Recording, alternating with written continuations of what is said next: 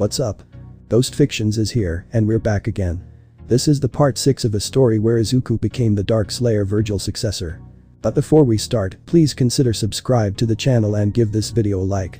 Don't forget to check the description for more informations, and support the amazing author Armored Lord 1115 for writing this story. Now, let's get into part 6. Chapter 16. Guide Tour. Harem. Are you sure it's alright? Asked Shay in concern. So far their journey had been going smoothly without any trouble, as any monsters that opposed them were either shot by Harem or cut by Izuku, or were destroyed by Yu's arsenal of magic spells. Right now, the group of 42 Holia were traveling anxiously towards the Sea of Trees, but they had soon calmed down when the dangerous monsters in the canyon were decimated without being able to put up a struggle. As such, their anxiousness shifted to a feeling of safety. Right now, the group were approaching what appears to be a cliff.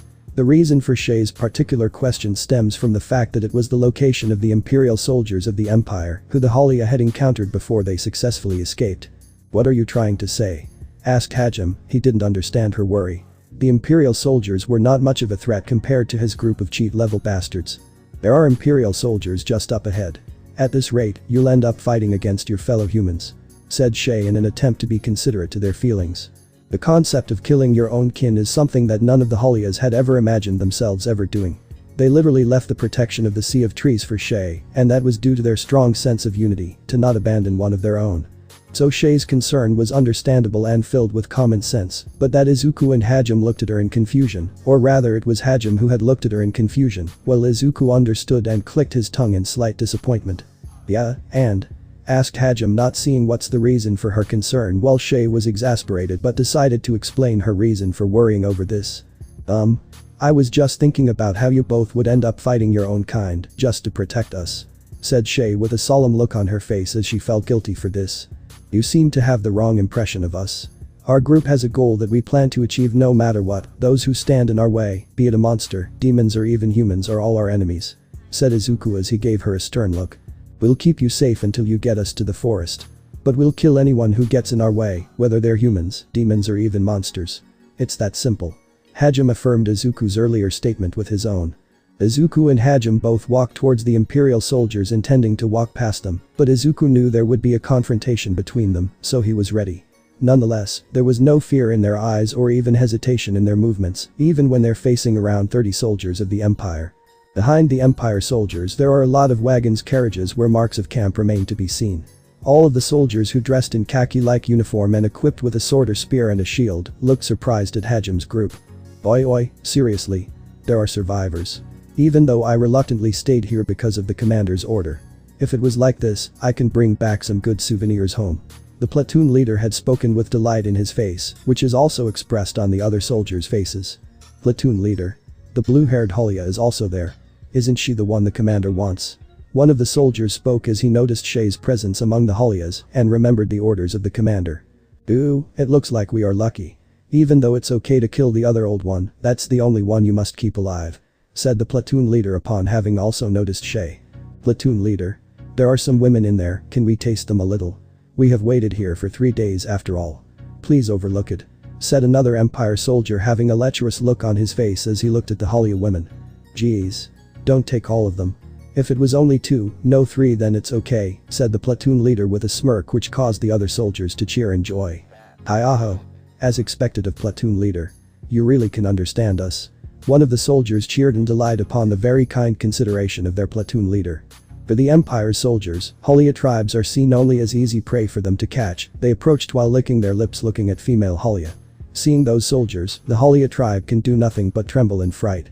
Among those clamoring soldiers, the man who is called platoon leader, who's currently grinning at those Holia tribes, finally noticed Harem's and Izuku's existence. "Ah. Who are you two? It looks like you're both not a Holia," said the platoon leader. His expression changed to confusion at the sight of those 2 kids who are chaperoning the Holia tribe. "Ah, we are humans," said Harem with a sigh. He had originally wanted to avoid fighting and just walk past them, but he realized that they were going to make an issue of this. "Ha. Why are humans together with Holia? Even coming from the canyon? Ah, are you both a slave merchant?" asked the platoon leader in confusion, but seemed at the end to come to his own conclusion. "Did you hear this information from somewhere? What a great business spirit to come here yourself. Well, sorry, but hand them over to the Empire now," said the platoon leader with a grin as he extended his hand. The platoon leader had assumed that both Izuku and Harem were two slave merchants traders who were trying to make it big. After all, slave merchants are very successful and make good money, especially Holias who are the easiest prey. Of course there is no need for Harem or Izuku to follow it. We refuse, said Harem in a bored tone which resulted in the smirk on the platoon leader's face to get wiped off as he heard the outright rejection from the white-haired brat. Did you just say something? Asked the platoon leader, clearly feeling like he just misheard what was said to him. Did two bratty kids tell him no when he was being nice enough to take them from off their hands, even though he could have forcefully taken them? Didn't you hear him? We refuse. Those guys are ours now. We won't give you even one. I recommend you to give up unless you want to make an issue out of it and die, said Izuku with a glare towards the platoon leader, clearly not intimidated by him in the slightest. The platoon leader thought that he had heard wrong the first time after the outright rejection, but Izuku and Harem had answered back and given them orders. Them, who are elite soldiers of the Empire, were ordered by two brats. Vein appeared on the platoon leader's head. You brats, mind your words. Is something wrong with both your heads to not understand who we are? Asked the platoon leader, trying to convince himself that those who were naive kids who didn't understand who they were messing with. We already know everything. Even you wouldn't like to be called something wrong with your head, right? Said Harem calmly while glaring at the platoon leader. It's insulting to have an idiot like you who is illiterate to call us that. We already know who you guys are and we're not impressed in the slightest. If you value your life then you better know your place, said Izuku without any hesitation as he glared back. It intimidated the platoon leader, but as he realized that, he got angry and glared at both Harem and Izuku after he heard their words of rejection and even the mocking. The other soldiers also glared at Harem and Izuku, which created a tense atmosphere. At that time, the platoon leader, probably because of that tense atmosphere, finally notices you who comes from Izuku's back. Inside the tense atmosphere came a young girl, maybe because of the gap, he was enchanted by her beauty for a moment while looking at her tightly holding onto Izuku's clothes. Finally a smile reappeared on his face. Ah. I see, I finally understand now. You're nothing but a naive shitty brats. Let me teach you the severity of this world. Coo, aren't that young miss over there beautiful? After I chop both your limbs off, I'll violate her in front of your eyes, then sell her to the slave merchant, said the platoon leader with a lecherous look on his face. Harem frowned at the words, but he worriedly glanced at Izuku whose hair had shadowed his eyes. Yu, who was normally expressionless, was disgusted by the comment made by those insolent humans and decided to eradicate them herself for their insolence. Ah, did you still not understand the situation? You bastards should be trembling while seeking forgive, shouted the platoon leader when seeing no response, but that was interrupted. Blood gushed out of nowhere. The speed at which it had happened had left a ringing noise in the ears of the Holia tribe and the Empire soldiers. As they looked at the platoon leader, who was laying on his ass with both his arms and legs dismembered. All it took was for Izuku to touch the hilt of the Yamato to cut off the limbs of the platoon leader. Everyone was trying to register what had happened, only Yu and Harem had seen the attack coming, albeit it was still too fast as his sword draw reached the speed of light. So you're our enemy, is that what you're saying? I will make you pay for that comment about my wife, said Izuku as a dark aura exploded out of him, which resulted in Harem using his skill to put distance from Izuku. The dark aura enveloped Izuku that only his eyes can be seen from the dark miasma aura covering his entire body. The ominous aura had spread and was felt by everyone, which paralyzed the Holias and the soldiers who looked in terror at the demon who manifested before them. Wait. I'm sorry. I was wrong. Please spare me. The platoon leader, who finally realized the situation, had started to beg for his life with tears in his eyes and snot. It was a pathetic sight, especially after he was telling them to beg for his mercy, but now he was under Izuku's mercy. Open. The bullet cut through the air and impacted the forehead of one of the Empire soldiers, which had caused a large hole on their forehead to appear with brain matter oozing out of the hole. Harem was pointing the muzzle of the gun at them. You're our enemy, so die, shouted Harem as he started to fire bullets while using his pursuit skill to have the bullets tear through countless soldiers who started to scream as they tried to escape, but the bullets had mercilessly tore through them. The platoon leader was horrified as he saw Harem killing his soldiers with what appeared to be pebbles, bullets coming from a weird artifact, which is the revolver that tore through his subordinate's body with such ease. He realized the severity of the situation that he was in. Do you think we're going to let you go after you have made us your enemy? Even then, leaving you to return to the Empire and report us to your superior is going to be a pain in the ass, said Izuku darkly as the platoon leader tried to beg and plead for his life. Wait. I won't tell anyone, please spar. His plea for mercy was met by a foot connected to the side of his face with such force that it caused his head to explode in a shower of blood as the ground got painted with the color red. Izuku had particularly used his skill flashing strike to power up the kick, the shockwave had continued on and tore through some of the soldiers that got caught in the line of his attack sight, causing them to meet a gruesome end. It was a gruesome end that made the weak Holia vomit from the brutality and the lack of mercy and empathy. Even if it was done to protect them, they still couldn't rack their mind over this. Why do they need to shed so much blood? Why do they need to prolong those soldiers' suffering? It was something that the Holia tribe could not understand.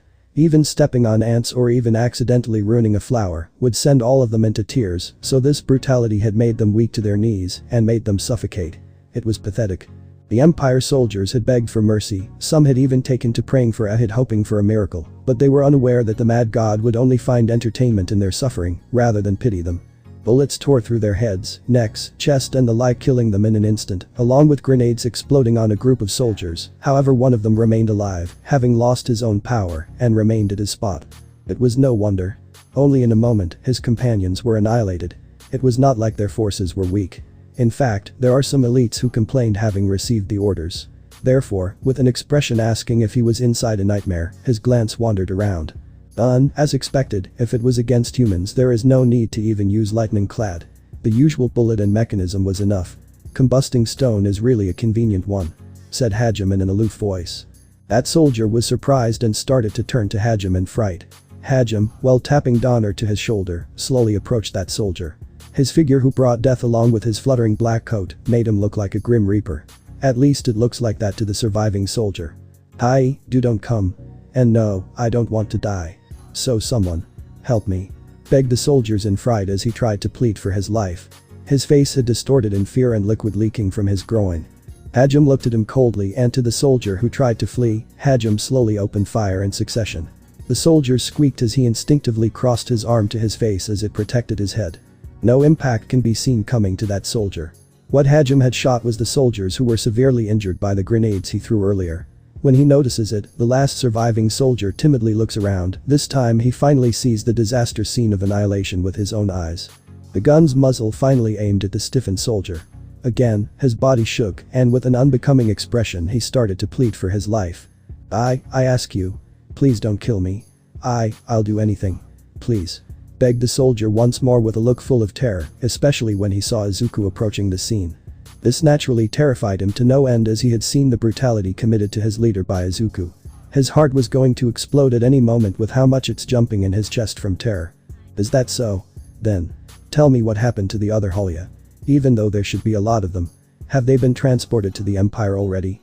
Asked Hajime calmly, still pointing the muzzle of his revolver at the head of the soldier. What Hajime tried to ask was, it takes time for 100 people along with Holia to move around, so it'll be okay to help them on the way if they are near. Well, if they have already arrived at the Empire, then there is no need to purposely help them. Why would you spare me if I tell you? Asked the Empire soldier. He planned to make a deal to exchange information for his own life, but he misunderstood his current situation. Did you think you're in any position to ask me? Well, it's not like I need that information. Should I kill you now? Asked Hajime, already planning to pull the trigger. Please wait. I will say it. They probably were transported because we already reached the quota. Said the Empire soldier quickly to avoid being shot as well. The quota, in other words those who won't sell, such as elderly, were killed. Hearing that word, bitter expressions appear on Holia's faces. Hajime takes a peek at their expressions, and so does Izuku. Immediately Hajime had glanced back at the soldier, in his eyes killing intent can be seen. Wait. Please wait. I will tell you anything. About the Empire or anything you want. So please. The Empire soldier begged once more for his life, willing to sell his entire country for his safety. Pan. One bullet. At this all of Holia hold their breath. Added to that, Hajime's and Izuku's completely unforgiving behavior. Fear appears in some of them. Who knows if Shia also feels the same. Isn't okay to just overlook that person. Asked Shay timidly, which caused Hajime and Izuku to turn towards her with an amazed expression which she had noticed and looked even more nervous. The one that killed their family members, also tried to enslave them, looks like the Holia tribe can forgive them. When Hajime and Izuku tried to say something, you immediately told them. Once the weapon is pulled, the result, even if the opponent was strong, there'll be an inconvenience sooner or later. Said Yu in an emotionless voice, but she too was exasperated. Tha is. Shay stuttered as she muttered, trying to say something, but she had no argument to say to that response. In the first place, how can you look at Izuku and Hajime with those kinds of eyes, even though they protected you?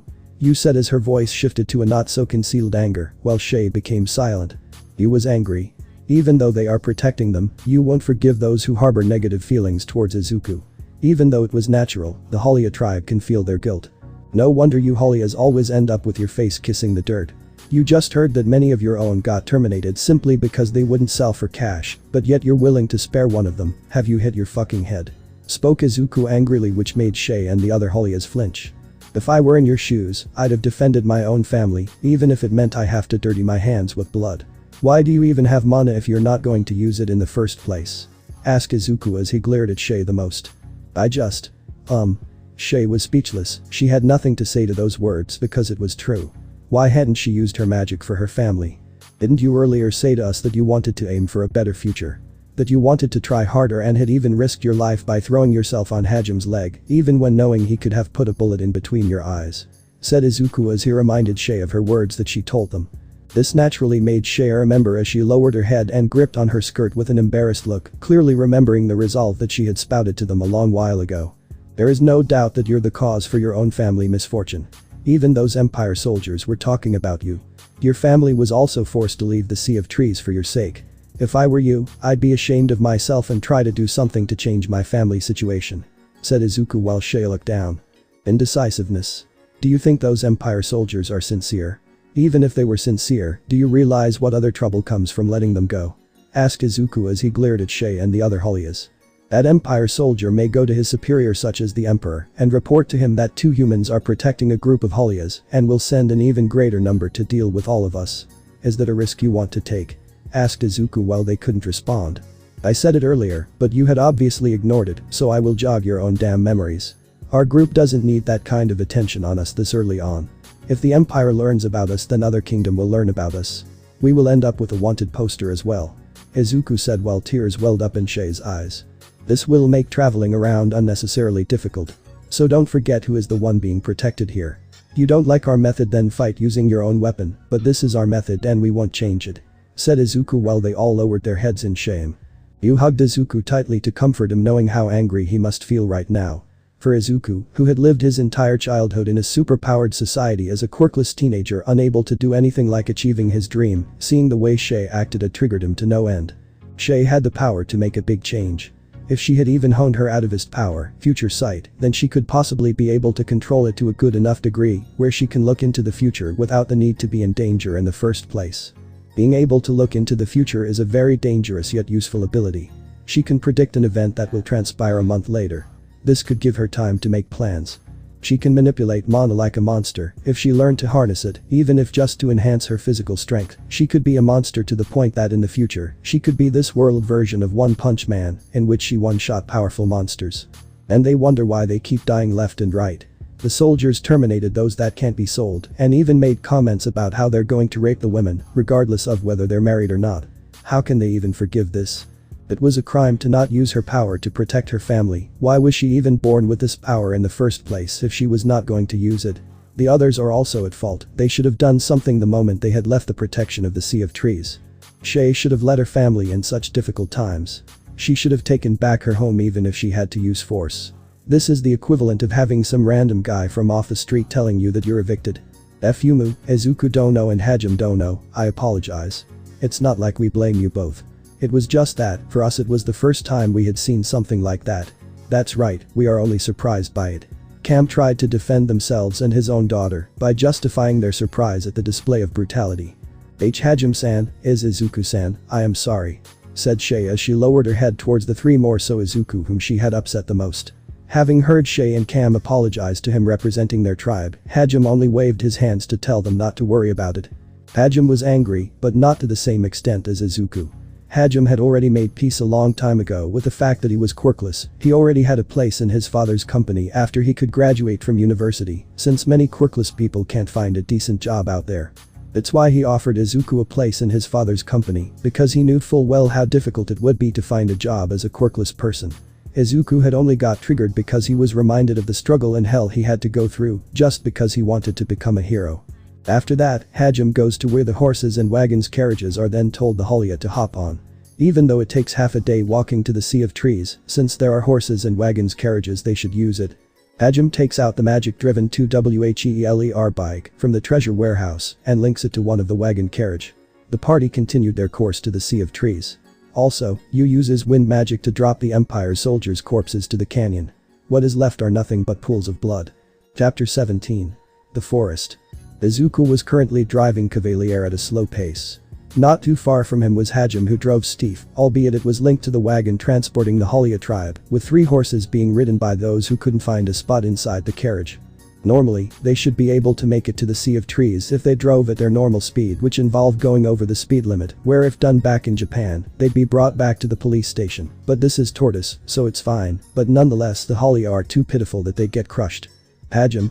Yu spoke from her favorite spot, which is Izuku's lap, as she had a clearly bothered look, while Hajime acknowledged her by questioning him. And briefly glanced at her from the corner of his eyes. It was rare for them to talk. Throughout their time in the Oscar labyrinth, he was too focused on surviving that he didn't really much talk to her, aside from that one time when he asked her about her origin, and even then, Yu was too into Izuku that it wouldn't surprise him if she had forgotten about his existence. Even after they conquered the labyrinth and had stayed for the remaining 2 months inside the home of one of the liberators, Hajime didn't initiate any sort of conversation and was more focused on creating weapons, vehicles and any other artifact that would be useful for the future while practicing. Why did you fight them without using your lighting field? Asked Yu. She knew about that particular nasty skill Hajime has that he would use to power his bullets. The Empire soldiers only had a hole on their forehead, but she had seen firsthand how Hajime had vaporized monsters' heads in the abyss with only just a bullet enhanced with lighting field, so it left her confused why he didn't use it at the time. Oh, that. I guess you could call it a kind of experiment, said Hajime as his eyes focused once more on the road ahead, while Yu looked at him with a little bit of interest in his experiment. We may end up fighting in cities from here on out. Using my railgun to just vaporize enemies is all well and good. But I can't just take out the houses and other civilians that might be in there too, right? Said Hajime as he could imagine how a bullet powered by the lighting field will turn out. I didn't feel anything when I killed those Empire soldiers.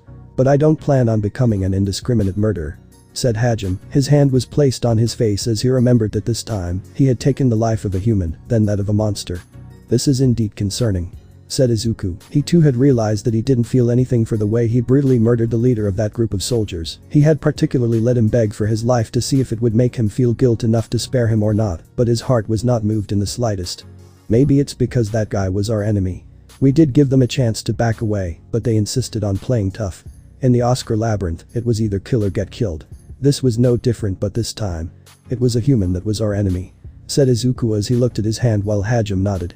You looked concerned, but she also understood. Just like Izuku could read her like an open book, she can do the same thing. She knew that Izuku had just intentionally prolonged the death of the platoon leader, mainly to see if his own heart was capable of being moved by the pleading of mercy from just another human. The monsters down in the abyss were mindless, so the concept of backing out didn't much exist. If you die, it's their fault for being weak.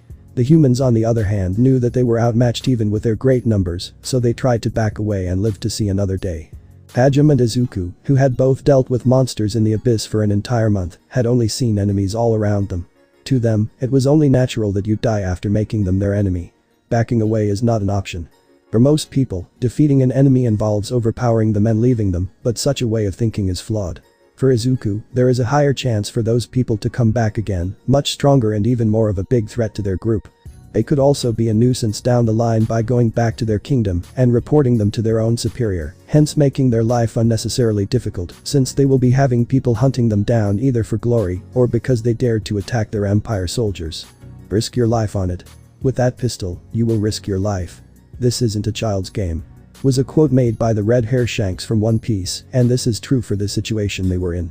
The moment those Empire soldiers drew out their sword and swung it with the intention to inflict harm if not kill them, then they should have also made the resolve to also risk their life in case it had backfired and they ended up with a sword poised to their own neck or a bullet in between their eyes. They were all adults, something even the hypocritical platoon leader had just openly bragged about at the start when he was so confident in his victory. The moment he talked about killing them, then he should be ready to put his life on the line as well and die with whatever dignity left. But this kind of thinking would not conform with their world. Japan is known to have some of the strictest laws out there. Killing regardless of the reason is still considered murder in the eyes of the public, and you'd have a nasty label placed on you which is villain.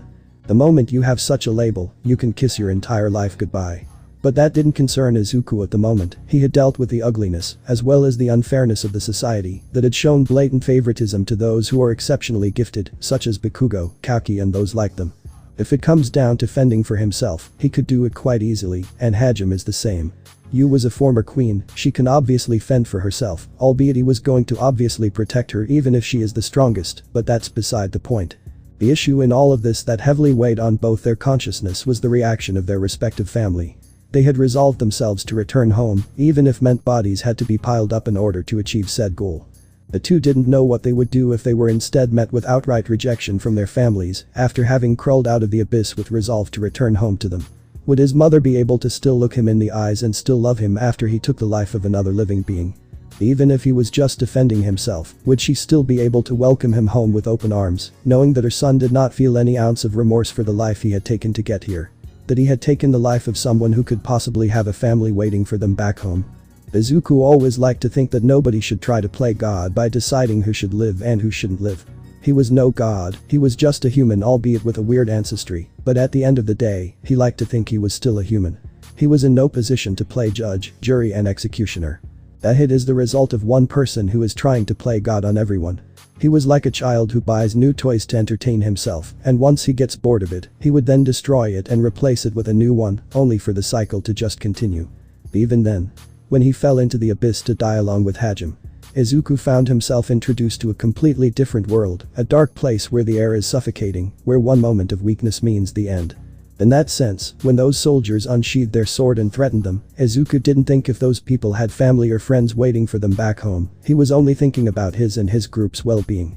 They presented themselves as an obstacle and he struck them down. Izuku felt a hand wrap around his neck and looked to see Yu having turned to face him and hugged him tightly.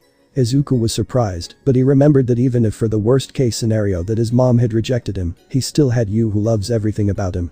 "We're together," said Yu with resolution in her voice and eyes.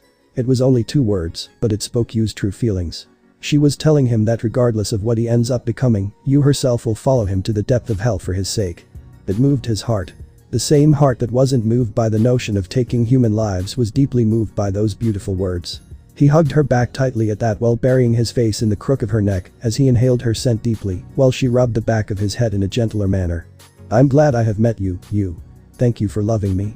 I love you," said Izuku, speaking his true feelings towards the former vampire queen who mended his heart back. I love you too," said Yu. She was taken aback by such words from Izuku and it made her cheeks redden. She was happy to have the position of being Izuku's beloved wife. "I am Yu, a woman who would never abandon her husband in his times of need," thought Yu in her own head. Even if her own mother-in-law were to abandon Izuku, Yu is a woman who will follow him till the end of the universe itself. Even if Izuku loses his family in the form of his mom, all she has to do is give him an even bigger loving family by giving birth to their children, and she will create an even bigger home for him where they will spend eternity together. Shay was trying to imitate Yu's example and tried to do the same for Harem, who for once allowed her to hug him like this, albeit he was still acting like a tsundere, but Harem was definitely taking glances at the rabbit ears that were moving hypnotically. "Excuse me? Could you maybe tell me more about yourselves?" asked Shay in curiosity. With everything that happened so far, Shay didn't have the chance to know her tribe's future saviors. The earlier incident with the soldiers had made her realize how insensitive she was towards them when they were helping her own tribe. She had said something selfish that hurt them, so she felt the need to rectify her action by getting to properly know them. Maybe she could get to know why they became who they are. What drives them? What motivates them so much that they're willing to strip away their own humanity? It piqued her interest to no end, and as such, she had asked the question. "Like why you're traveling together? Or what you 3 have done so far? I want to know more about you 3, said Shay with a smile as she peeked from behind Harem while trying to take a glimpse at his face. Izuku and Harem glanced at each other, but nonetheless decided to entertain the useless rabbit, but they weren't going to tell her everything. Nonetheless, the vague story they gave her was enough to move Shay into tears. "What? Hick. You poor things," said Shay as she actually cried for them while Izuku got veins on the temple of his forehead. Did they just all get pitied by a useless rabbit? Compared to you 3, I've practically been blessed.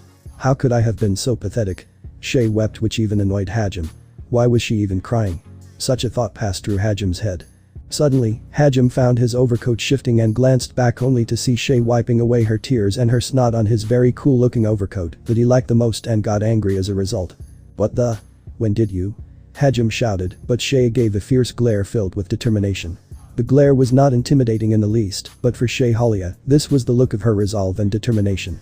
"I've made up my mind I shall accompany the three of you on your journey," Shay declared as such in what appeared to be a fierce look from what was once a useless rabbit, or rather it was still the useless rabbit. "We are the only four of our kind. No, the only four comrades of our kind," Shay shouted as she fisted the air upward while adding a yeah. As she got hyped up. "Let us overcome whatever trials we may face together," shouted Shay once more while cheering while Yu looked at her with an exasperated look as if she had finally understood something. "What the hell is this person being protected by us right now saying?" asked Hajime in clear annoyance at Shay suddenly throwing herself into the group like this. Yu was one thing, she was a former vampire queen known as the strongest. Even Hajime can't confidently say that he can beat her if it comes down to a battle, and the battle form that she has is still filled with mystery, with possibly Izuku being the only one who knows about it since those two trained together. Yu joined the party largely due to Izuku's mercy when he released her from her imprisonment and because she had proved herself competent. Yu is also largely alone since her entire race was wiped out completely 300 years ago, so she only had Izuku, while Shay still has her tribe who went through hell for her. Besides, the desperation in Shay's voice was very obvious. A demi-human walking around in human towns and cities without a slave collar around her neck is asking for trouble, as she won't be allowed to enter places, unlike if she had a master. Shay had seen Izuku, Hajime as well as Yu as her ticket out of here. Using her own gratitude towards her tribe's saviors to convince her family to let her leave. She largely wanted to help, of course, but she felt that if the root of her tribe's problems was removed, which is hers, then they would be able to live with peace in mind. As such, she had thrown herself onto them. It was irritating and very stupid, especially coming from a person who can't even fight on her own. What a cheeky bunny. Yu's monotone voice cut deep in Shay who didn't expect such a response. She had expected a more welcoming approach like welcome to the party comrade. "Once you were done making sure your family was safe, you were planning on leaving them anyways, weren't you?" asked Hajime already knowing that this was the case. "That may be true, but I really was planning on helping you three," said Shay trying to convince the three of them that she only had good intentions to help them. "We could care less about that. Also we doubt that someone like you would be of any help to our party in the first place, you and your entire tribe can't even fight even when your life's on the line." Izuku rebuked her harshly while Shay stiffened. "We plan to conquer the other 7 labyrinths to find a way home. It's a very dangerous journey, and we're speaking from our experience since we already conquered the Oscar labyrinth 2 months ago, and we struggled to conquer it," said Izuku as he looked at her with a sharp look that made her shiver. "You're not qualified enough to be part of our party. You can't fight nor can you take a life. The moment you enter a labyrinth, you'd be killed in an instant. It's better to stay with your family protected by the fog of the sea of trees," said Izuku as he glared at her. This was the height of recklessness and stupidity. Resolve alone is not going to be enough to have you survive this world. If she can't even fight then she's only being a burden on the party and he won't have her burden them. "We plan to head to the labyrinth in the sea of trees and conquer it, and once we're done then we will leave afterwards for our next destination. It's just like Izuku said, even if you beg, we won't take you with us," said Hajime agreeing with Izuku's words. Shay looked down with her ears also plopping down as well, clearly feeling sad that she was outright rejected by the three. Even Yu gave her a look of disapproval that spoke her thoughts about the matter. "Are you even useful?" Such a gaze can be understood from the former vampire queen. Not to mention, Izuku's earlier words had cut far deeper than anything. Hajime had always been the blunt type who spoke very few words, and they're always some edgy answers, which is why he is called edgelord by Izuku, something Hajime vehemently denies. Izuku on the other hand was the type who has a lot of pent-up anger boiling up inside his heart, and he's venting on anyone that did something that upset him, such as Shay who had power, but clearly refuses to use it, while he had struggled for decades being a quirkless teen. She had mana and could manipulate it like a monster, not to mention she was an atavist. She had the power to change her tribe's fate, but she didn't train to defend herself. She might as well be another useless rabbit who dances and prances around a small flower while giggling like some middle school girl. After a while, they reached the entrance of the forest. Cam looked somewhat nervous to ask the question, but steeled his nerves to speak with his own tribe benefactors. "Just to be sure, you both would like us to guide you to the grand tree at the center of the forest, correct?" asked Cam while Hajime glanced at him but looked in front of him. "Yeah. That's probably where the entrance to the labyrinth will be." Hajime said well that confused Cam as he looked at the gloominess of the forest, having been under the impression that the entire sea of trees is the labyrinth itself. "So the forest itself isn't the labyrinth?" asked Cam hesitantly and a little bit in confusion, which Izuku had responded to the question while looking ahead of him towards the dark forest, but he can see clearly. It's doubtful that the forest would be the labyrinth. The forest is a safe haven for demi-humans such as yourselves. It wouldn't be a habitable place for you guys if the entire forest is the labyrinth," said Izuku, making a jab at the fact that they were a pitiful bunch. "If I had to take a guess, the fog not only acts as a wall to prevent humans and demons from entering the forest and hunting you guys down, but it also acts as a test in itself," said Izuku, which surprised and confused Hajime and Yu. "A test? How is that a test?" asked Hajime. He was confused and didn't get what Izuku was trying to insinuate, but Izuku always thought differently than all of them. Oscar and his group were liberators. The entire group is composed of various races, and according to Oscar Diary, it was an elf who was behind the creation of the labyrinth we're currently heading towards right now," explained Izuku while everyone listened carefully. They weren't just humanity protectors, but rather they wanted to protect the free will of every race living in Tortus. "Since only demi-humans can navigate the fog in the forest, it all depends on us convincing a demi-human to escort us there," explained Izuku, and it suddenly hit both Hajime and Yu in the face as they understood. "I see. We can't navigate the forest without having a tour guide from among the demi-humans, and if we were to go to the demi-human kingdom, they'd probably either agree or disagree, depending on whether they like us or not," said Hajime, finally understanding everything. They had lucked out that they had encountered the Halia tribe who agreed to escort them, but normally, they should have to encounter a demi-human when going to the labyrinth, and in order to navigate the fog of the Sea of Trees, they have to convince them to escort them to the entrance of the labyrinth. So the test is to encourage a bond with the demi-humans," said Yu. She too had understood the purpose of the test and looked particularly proud of Izuku, who was very smart. Since both humans as well as demons are particularly prejudiced towards demi-humans who aren't blessed with mana, the liberators are trying to beat away such a radical way of thinking and encourage the labyrinth challenger to make a bond with them. The giant tree in the center is called Sacred Tree Uralt. And according to Cam, who is the chieftain of the Halia tribe, it's supposed to be a holy ground, so no one among the demi-humans gets near it. My apologies for interrupting your conversation. Could I have you three try to conceal your presence as much as you can?" asked Cam as he interrupted the conversation between the three. "We are all wanted people. Things would take a turn for the worse if anyone from Vergil found us," Cam explained as the three looked among each other, but nodded. "Alright, understood," said Hajime as the three proceeded to use the hide present skill, which had surprised the Halia tribe since it was far superior to their own. "Master Hajime, would it be possible to adjust it to our level? Though we may pride ourselves on our ability to detect presences and stay hidden, I'm afraid we may lose track of you entirely at that level of ability," admitted Cam, much to his shame. In the first place, although their specs are lower, the Halia tribe excel in steal operation and search operation using sound, which is due to their rabbit ears. If it was a typical place, the Halia tribe would be able to find them, but inside the Sea of Trees, even with the Halia tribe specialty, they might be unable to find them. Izuku and Yu had just realized that from the start and had mastered hide presence to such an extent that they could control it to allow those from the Halia tribe to be able to detect them just enough so they wouldn't lose them in the forest. "My goodness, it looks like the Halia tribe have truly lost face now," said Cam with a smile, trying to hide his shame that his tribe's specialty was just surpassed by the three. After that, the group had started to walk with Cam taking the lead since he was naturally the chieftain and due to demi-human being the only one who can navigate through the fog. Throughout their journey deep inside the forest, they were met by quite a few demonic beasts that tried to attack them. The Halia tribe instinctively wanted to escape using their tribe's specialty, but with Hajime, Izuku and Yu around, it was unnecessary. Bullets pierced through the heads of the monster, while others were easily torn to shreds, and wind-cutting blade spells tore through the demonic beasts. The three were definitely proving that they were strongest.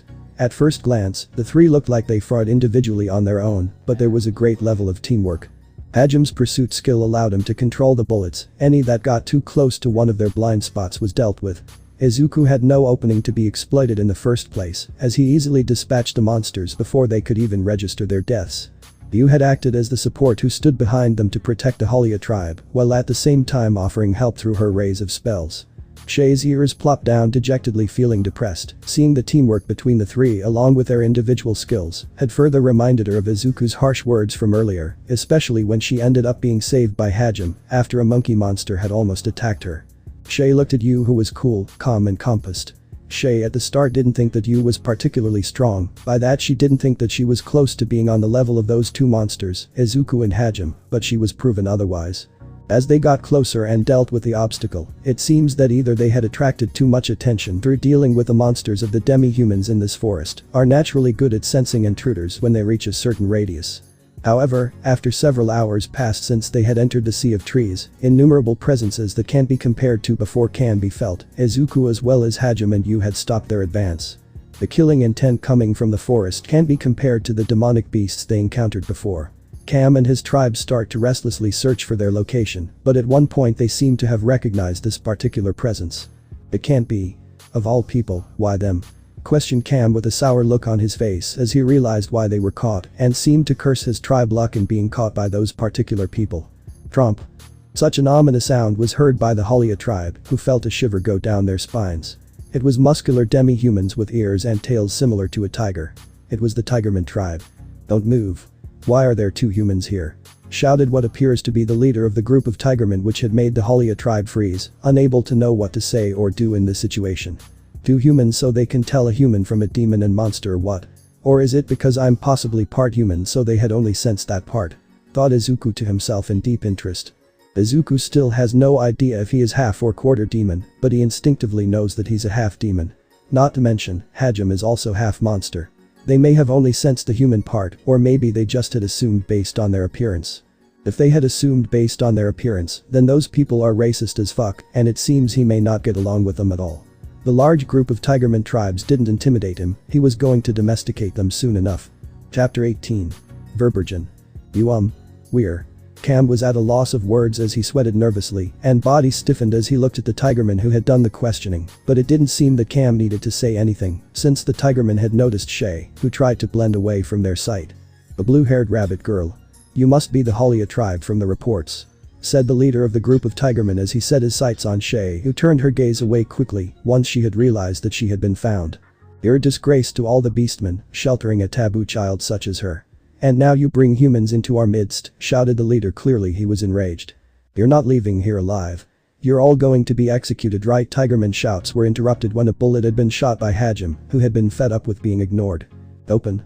Such an ominous thundering sound was heard as the bullet was shot with a speed which had missed the captain's ear by a hair. Unfortunately, the tree behind the Tigerman had a hole ripped from where the bullet had impacted it, and it continued to the tree behind it and so forth. If you intend to kill them, then I won't hold back. Don't think that one of you will survive. Said Hajime, his voice echoing with it being laced with a very powerful invisible pressure. This was a skill that Hajime had particularly obtained down in the abyss. It was a skill called pressure that directly applied physical pressure onto the enemy. It was a very dangerous technique, and for the Tigerman, they were feeling the pressure.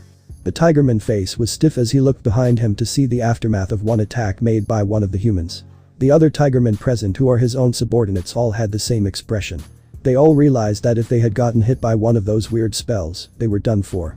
What did he just do? No. More than that. This power. Is he really human? The captain pondered as he realized that he may have been wrong in his assessment. Either face us and die a very meaningless death, or leave now and go back home. Your choice. Hajime said, his voice was heavy, which had broken them from their own thoughts. Those useless Halia are under our protection. They owe us a debt. We have no interest in the slightest in you demi-humans. If we harbor any intention to bring harm to your race, well, you can tell that you stand no chance to oppose us. Said Izuku as he too released his own pressure, but it was far more potent than that of Hajime's own. The feeling of dread was something that all Tigermen present had felt deep in their own hearts. Even the Halia who didn't have Izuku and Hajime pressure directed at them were shaking heavily, with some of them soiling their pants from the fear they had felt. Why you lot? What are you after? Asked the captain while gritting his teeth. He was sweating nervously, but he couldn't let his pride get in the way. The life of his men is dependent on how he handles the situation, as they all have their own family back in Vergil. For the first time, he decided to instead negotiate than to go on the attack like he tried to do earlier. It was a wise decision, something he should have done from the start, but he was ignorant. He hoped in his heart that those two were in the mood for negotiation. Our goal is to conquer the 7 labyrinths. The entrance to one of them may be in the sacred tree, Uralt. Said Hajime, lifting his own pressure as he talked with the captain of the Tigermen. What are you saying? The forest itself should be considered one of the great labyrinths. Said the captain with a confused look to him. This forest is the labyrinth itself. The labyrinths are trials left behind by the liberators themselves. Any one of you beastmen can make it to the deeper part of the forest, right? That doesn't make for much of a trial. Said Hajime as he explained his reasoning, but that only confused the Tigermen. Liberators? Trials? I don't know what the hell he's talking about, but he knows something. The Tigerman thought with his fist clenched and trembling as he thought on what to do. Should he still attack and suffer the consequences by getting killed? or should he let them go? If he let them go, he'd be considered a traitor to his people for allowing humans to roam around their forest. At the same time, attacking them meant he and his men would die. He didn't care about his own life, since it was his duty as a leader, but his own men had family waiting for them back home. "So you don't mean harm to my country or its people?" asked a tigerman with a trembling hand and face, looking like he was swallowing a sour lemon, which made his face look bitter. "We have nothing to gain from harming you demi-humans. We bear no grudge against you or your kind, as long as you don't intend to provoke us in the very first place," said Izuku, who answered in place of Harem. "Then I do not mind letting you visit the Grand Tree," said the tigerman with his teeth clenched and resolved to do the right thing for the sake of his men and for the country as a whole. "Captain, something like this is completely unprecedented." One of the tigermen tried to complain about the decision made by the captain, but he was quickly interrupted by the captain himself. "But it's a decision I've made to protect the lives of my subordinates. I wish to ask for instructions on how to proceed from my own country," said the captain. It was a wise choice. This way, he wasn't doing anything that would make him a traitor to his people, since he'd be going to the highest authority in Vergil, which are the elders themselves, and at the same time getting his own men out of this mess. "The elders may know something about what you seek as well. Wait here with me while we send a messenger," said the captain of the tigermen, while both Harem and Izuku looked unbothered. "Just make sure they explain everything like you just told them, got it?" said Harem, warning them that he won't tolerate it if they were to twist his words in order to try and attack them. Nonetheless, the tigerman captain had ordered one of his men to head back to Vergil to report, while Harem returned the 2 revolvers into his holster as he relaxed. Well, at least from the demi-human perspective. An hour had passed with them waiting for the group. It didn't much bother them in the slightest. Some of the demi-humans tried to be bold and thought they could attack when the group's guard was down, but a laugh from Harem and a warning was enough to remind them that he could see them. Izuku had also demonstrated how fast his sword draw is by just cutting all the surrounding trees, which forced all the tigermen to the clearing. Seeing the trees that were cut in pieces made them gulp as they realized that this might be their fate. But that demonstration, the tigermen had just decided to stop provoking the humans. So silence returned, albeit there was tenseness permeating the air as they were naturally afraid of the group of humans aside from Izuku and Yu, who didn't care about the TPO time, place, occasion and started flirting. Izuku knew he was being an asshole for flirting with Yu in front of others, but he didn't care about the feelings of others, except for Harem, who was already showered with attention by Shay, whom he softened up towards. Nonetheless, if he was going to wait, he needed to keep himself entertained. Besides, his flirting with Yu seemed to calm the tigermen enough and gave favorable impression, since they thought they were just some cruel bastards who'd slaughter people for sports, but seeing such an atmosphere made some of them unconsciously smile. After all, some of them are either married or promised to someone else. Some already have a family, so seeing such a scene made them smile without really meaning to, and their hostility had lessened considerably. "They're here," muttered Izuku as the tension returned once more, having sensed a multiple presence coming towards them from the fog, as several new figures of demi-humans appeared before them. The elderly man who was in the middle especially attracted their attention. Beautifully flowing blonde hair along with his blue eyes that show great knowledge, his body was thin, as if it'll blow along with the wind. To that dignified appearance, some wrinkles were carved, but that contrast only accentuated his beauty. Above all of that, his ear was long and pointed. He was from the forest tribe or the elf tribe. It was someone that you would unconsciously find yourself bowing your head to without even realizing it, but the current Izuku and Harem would not bow to the elder, as he has yet to earn their trust. Yu was obvious, she was a former queen, so the elder was but a mere insect. "Fumu, are you that human? What is your name?" asked the elf elder as he looked carefully at the 2 young men standing before him with an intimidating presence. "Izuku Midoriya Izuku," answered Izuku, simply not using his Sparda name, because it was decided to avoid using it to not garner attention from anyone who could possibly know about it. "Harem Nagumo Harem. You?" Harem introduced himself as well before he directed his question back at the elder, albeit the way he asked had come out as casual and rude. Having heard Harem's words, the surrounding demi-humans were like, "How dare you treat an elder like that?" And their resentments can be seen. With one hand, the man from the forest tribe calms them down easily and starts to introduce himself. "I am Hypist, one of the elders of Vergil. Well then, I have heard both your requests, but before that, I have something to ask. Where did you find out about the liberators?" asked Alpharic with a piercing gaze that was trying to ascertain the truth. "From the abyss of Orcus' great dungeon, one of liberators, Oscar Orcus's hideout," answered Harem without any hesitation, showing to the elder that there was no ulterior purpose. On his side, Alpharic was astonished, although it wasn't shown on his face. The reason is the word liberator and Oscar Orcus's name, only known by some of the elders. Fumu, from the abyss, huh? I haven't heard it for a long time. Can you prove it?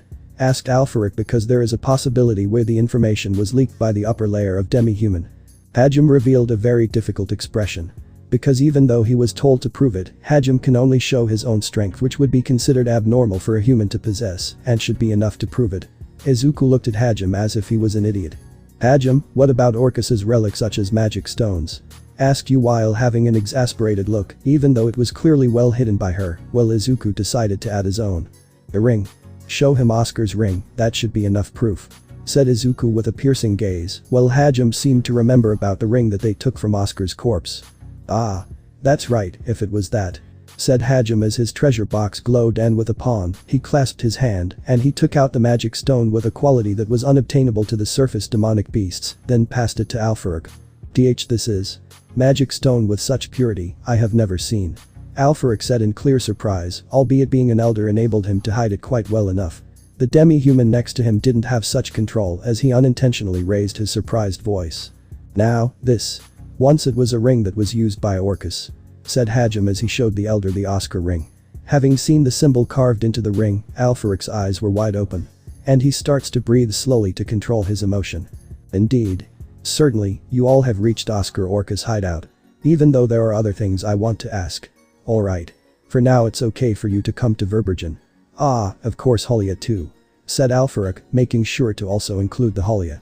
Having heard Alfaric's words, not only the surrounding demi-humans but also Cam and his Holia tribe was surprised.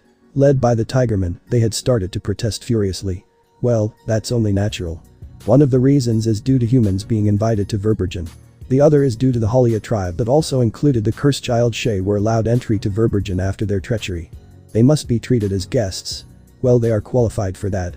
Also, this is one of the rules that's been decided by the one with the elder's seat. Alfaric was quick to calm the surroundings with his stern look. Wait. Why the hell did you decide our schedule? We are going to the Great Tree, also we have no interest in Vergil.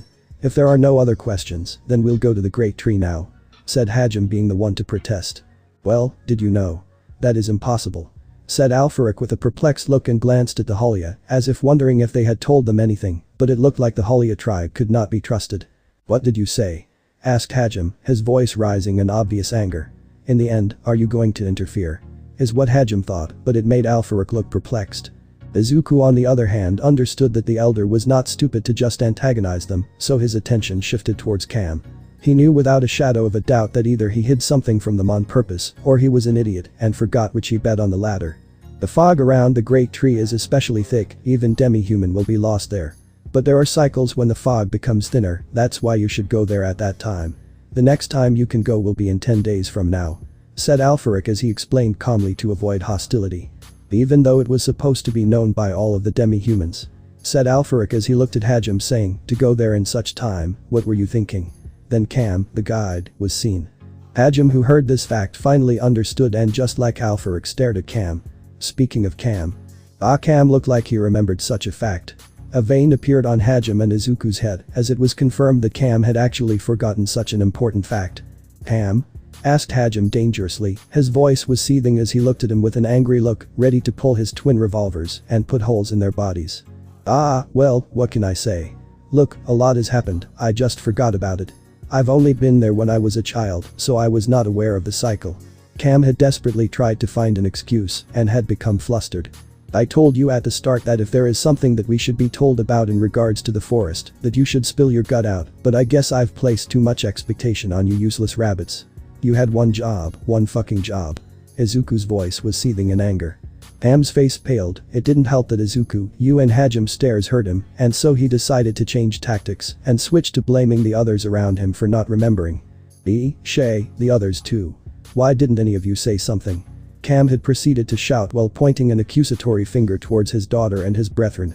Wow. You're getting mad at us, Dad. That's misplaced anger, because father was so confident, so I thought the cycle must be near. In other words, it's father's fault. Shay shouted back as she returned the blame. You were so confident that I thought you knew it was the right time to go. Another Holia was quick to shout supporting Shay as Cam was blamed. That's right. We thought it was strange, but you sounded so sure.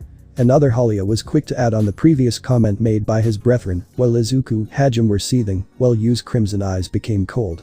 I thought we were supposed to be family. This is joint liability. We're all responsible for this, shouted Cam indignantly at seeing his own daughter and tribe throwing him under the bus. Hajime Dono and Izuku Dono, not only me but please punish all of us. Shouted Cam, who turned to face the two, who looked even more angry at those shameless words coming out of Cam, who was smiling so goofily. Ah, how dirty. Father is dirty. Because it's scary to be punished alone, you tried to drag us down. Shay shouted back with shock and a look of betrayal as she realized her father's intention. Chief. Please don't involve us. Another Halia was quick to shout as they tried to avert their eyes from Izuku, Yu and Hajime, who was leaking even more pressure on them. Idiot. On our way, you've already seen how Hajime Dono and Izuku Dono are. I absolutely don't want to be punished alone. Cam complained tearfully as he remembered the slaughter that they witnessed earlier. You, how can you call yourself a chief? Another Halia shouted in outrage as Cam's shamelessness and betrayal towards their tribe had made them shoot him dirty looks. The Halia tribe may be known to have the greatest affection compared to the other demi-humans. They are noisily trying to push their own responsibility to others. Just where did their affection go? As expected of Shay's family. All of them were shameless rabbits. The Tigerman and the other representatives of Vergil stared apathetically at the scene unfolding, knowing what's about to happen to them. It seems that the Halia tribe are also known for their shamelessness and will drag their kin down with them. But the vain appearing, Hajime and Izuku, as if sharing the same mind, had just muttered the same words as they looked at their companion Yu, who knew what they're going to say. Yu. The two said at the same time while Yu answered with N before she stepped forward, then held out her right hand. Having noticed that, the Halia tribe expression was cramped. Ah, please wait, Yu-san. If you want to do it, just take it to my father. Shay shouted as she shamelessly pointed at her father, but that didn't slow you down. Ah ha ha, we'll always be together. Cam laughed heartily as he spouted such unfair and unreasonable words that angered his own tribe members, who looked at him with indignation. The hell with together. Shouted a Halia with a mix of anger and fear as Yu was approaching, and they knew deep in their hearts what will happen. You don't know, please only hit the chief. Another was quick to shout as they attempted to weasel their way out of this punishment, but Yu's eyes were cold. It's not my fault, it's not my fault, the one at fault was the chief. Another one was shouting with tears in the corner of his eyes and both hands at the side of his hand, as if he was facing doom. To the Halia tribe, who was in chaos, Yu quietly muttered. Storm Emperor Yu quietly muttered, unbothered by the Halia tribe, who was in chaos playing a game of blaming the others. She was given this task by Izuku, so she will complete it. Ah, the Halias screamed. Those rabbit ears were flown to the sky. Their screams echoed in the sea of trees.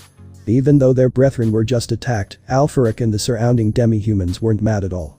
In fact, they had looked at the sky with clear amazement. From their expression, it seems the Halia tribe's shamelessness was widely known. They advance in the dense fog guided by Gil, the tiger-like demi-human from earlier, who was the captain of the group of tigermen who had cornered them at one point. Their destination is Vergil. They had walked for an entire hour with Izuku, Hajime, Yu, Halia tribe, and Alpharic surrounded by the other demi-humans. Apparently, Zam the messenger was using a lot of instant movement. After walking for a while, they suddenly arrived at a place where the fog was cleared up. Although not all of the fog cleared up, it had formed a road that resembled a tunnel inside the fog. If you looked closely, crystals as big as fists were buried at the side of the road that gave off blue light. It seems to have the ability to ward off the fog. Alpharic seems to have been aware of Hajime's focus on the blue crystals and started to explain. That was something called Theodrain crystal. Even though we don't know the reason, fog and demonic beasts won't come near it. It was used to surround Vergil and its surrounding villages. Well, it was relatives for the demonic beasts. Explained Alpharic. I see. Well, it'll be depressing to be inside the fog all the time. At the very least I would want to dispel the place where I live. Said Hajime, nodding his head in understanding. It seems there won't be any fog in the town inside the sea of trees. It was good news because they had to wait for 10 days inside the sea of trees due to the incompetent Halia, who failed to inform them of a very vital piece of information. Yu, who feels the fog is depressing, seems to be very happy after hearing the conversation between the two. Izuku hardly cared about the fog since it didn't hinder his sight in the slightest, but he had to agree that the fog did look a little bit depressing. In the meantime, before their eyes a huge gate can be seen. It was made by thick trees intertwined forming an arch, while a pair of wooden doors were placed at a span of 10 meters. The natural wall of trees were there at the minimum height of 30 meters. It gave off the magnificence suitable for a demi-human's country. Bill gave the signal to the demi-humans, who seemed to be the gatekeepers, then the gate opened slightly with a heavy sound. From the top of surrounding trees, piercing glances were directed at Hajime, Izuku and the others. It seems they can't hide their agitation for the fact that humans were coming. Without Alfaric, they'll surely get into trouble with only Gil's assistance. Perhaps, the elder came out by himself after predicting that this would happen. After passing through the gate, there was a different world. There were a lot of huge trees with a diameter of tens meters. Inside the tree was the dwelling, and from the open space of the tree trunk, that looks like windows was overflowed with light of lamps. Dozens of people can be seen walking on the corridors made of thick intertwined branches of trees. On the big vines of trees, there were elevator-like things using the pulley. Also there is a huge wooden waterway that is set up to hang between trees. The tree itself has a height of around 20 stories. Hajime, Izuku and you were mesmerized with open mouth, fascinated by the beautiful cityscape. The sound of cough Gohin were heard. Apparently, they didn't notice that they are stopping. Alfaric tried to bring back their consciousness. Yufu, it seems you've taken a liking to our hometown, Vergil. Alfaric spoke, but his expression expressed a lot of joy. It seems that the surrounding demi-humans including the Halia tribe couldn't help but take pride in their home. Ah, it's my first time to see such a beautiful town. The atmosphere is good, truly a town which splendidly harmonizes with nature. Said Hajime, being honest in praising the place. Agreed. It's not every day we see a kingdom built inside the forest using nature. It has this beauty to it that can't be described with words. Izuku was also quick to praise the place. "NN. Beautiful." You said, mesmerized by the place. It seems that Vergil had this atmosphere and beauty to it that can't be put to words. It also sets it aside from the other kingdoms. Having heard such straightforward praise without any falsehood as expected, it made the demi-humans a little surprised. However, having their hometown praised surely made them happy. All of them tried to avert their face with HMPF, while their beast ears and tails were vigorously moves. The residents of Vergil were looking at Izuku, Hajime and their party with curiosity and avoidance. There were also various gazes filled with hatred or perplexity, while they continued to go toward the place that Alfaric had prepared. It was understandable that they'd feel this way. A group of humans had just wandered inside their safe haven. If it weren't for the presence of the elder, surely, they would have attacked the group of humans and chased them outside their homes. That's it guys. Well, could be the last part, since the author stopped here. Hopefully he'll add more in the future. But take care.